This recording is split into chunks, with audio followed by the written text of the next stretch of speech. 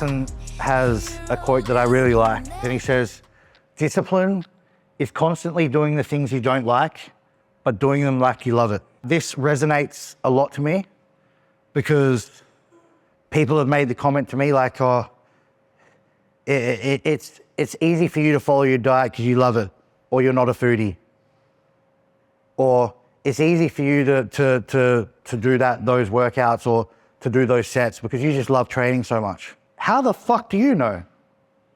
Based on what?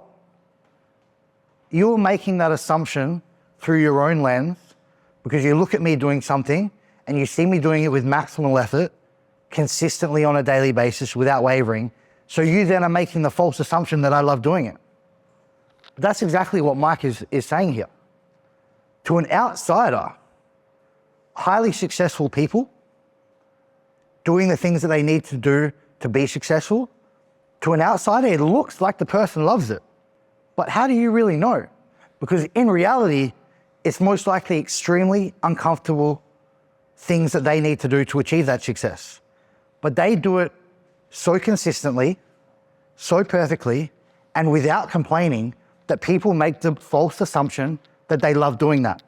I don't love doing hack squats to failure any more than the fucking next guy.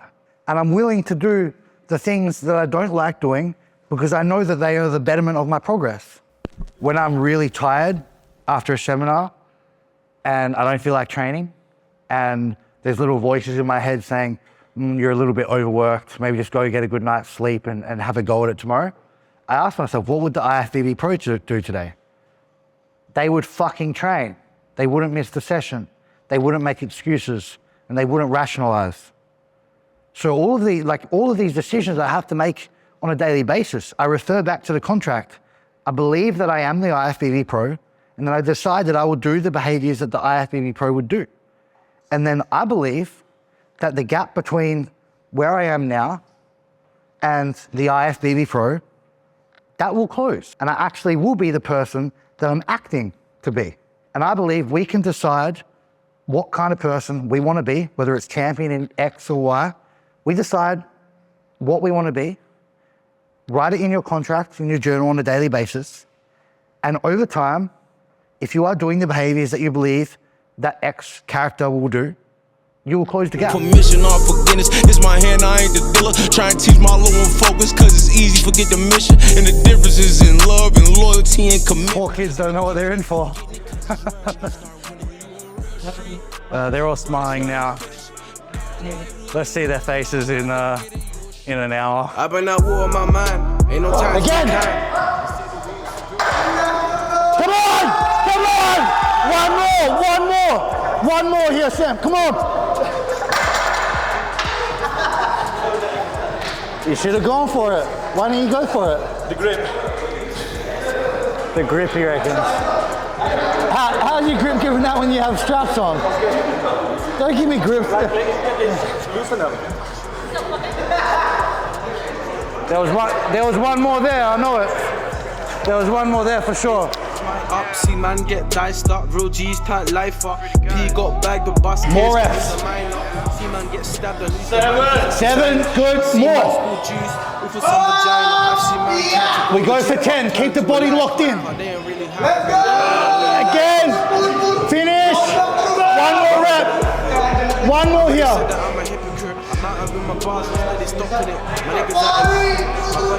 Come on! Finish! Finish! Finish! Finish! One more here. Come on! Come on! Come on! And down. Well done. That's failure. That's okay. You know, that's finding the limit in ourselves. I'm totally okay with that, you know, because we know that we truly finish that set, you could give nothing more. And that is always the goal in every set that we do, to be able to finish the set knowing with 100% belief that we could do nothing more. That was perfect set. Karma, live in blue shadows, cold Palmer. Intentions are pure. Where is it? Come on, where is it? Finish the rep. Finish. Finish. Well done, man. Good job.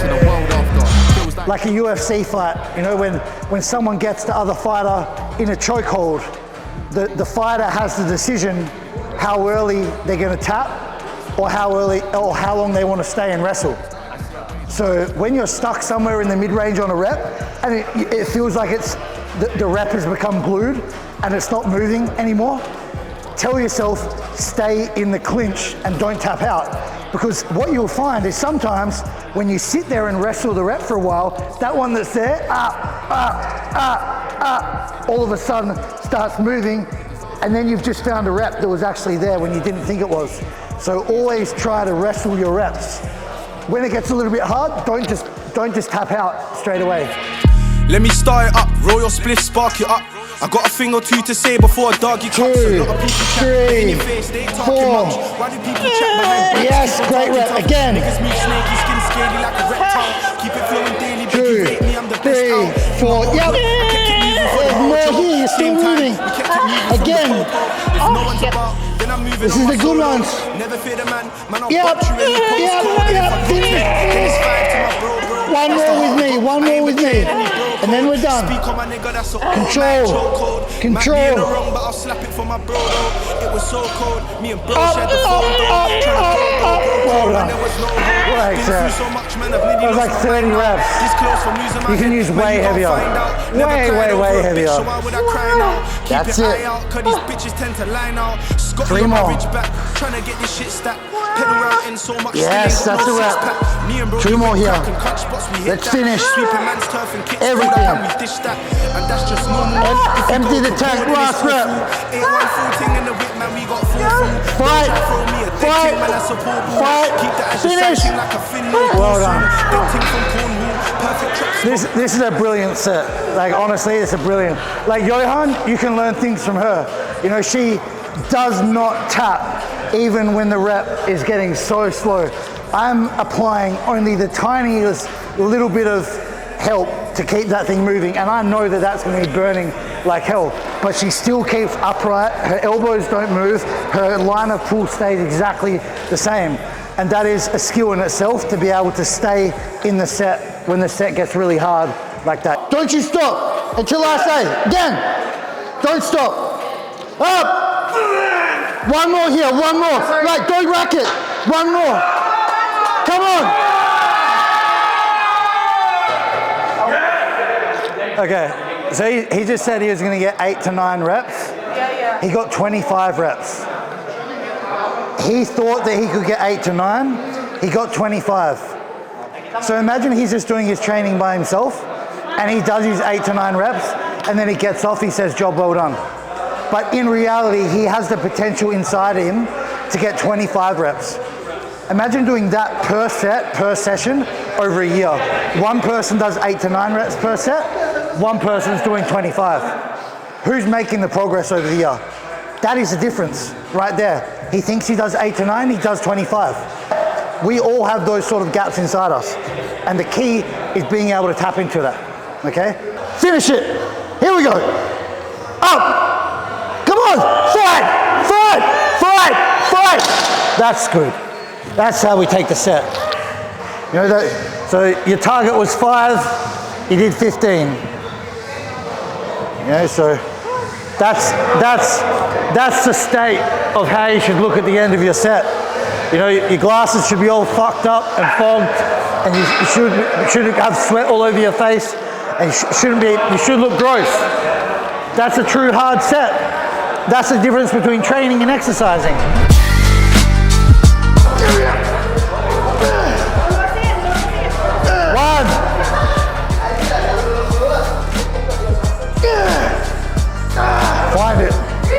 Find it. Finish it. Finish! Well done. Good set. Good set. Good set.